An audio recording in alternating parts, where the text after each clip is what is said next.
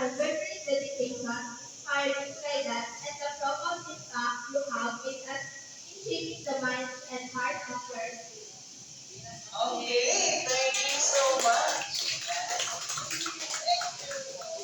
Baka kung gusto mo i-comment ko ng message.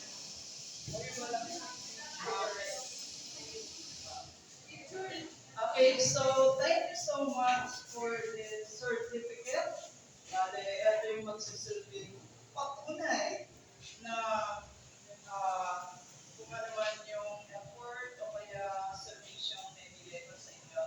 So, thank you so much for your effort. I know that this spent so much with that food and then decorations. Makagalit nanay nyo. Kasi magalit siya, naga. Okay, maraming salamat.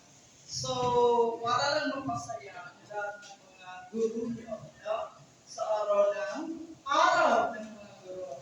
So, ako, ang hangat ko lang po sa aking mga estudyante, especially quizzes, that 5 to 10 years from now, I want all of you, to become successful in your own chosen field. Minsan lang yun.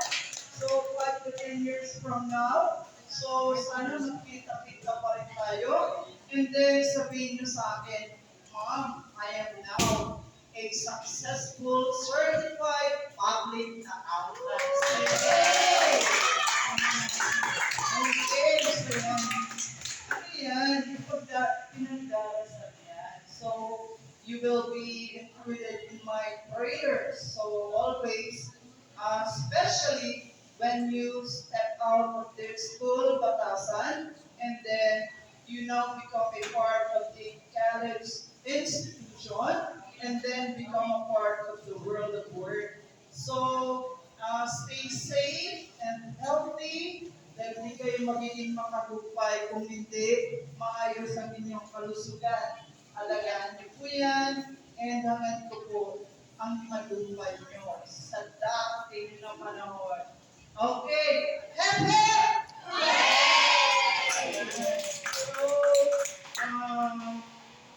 ugnay ng katatapos lang ng first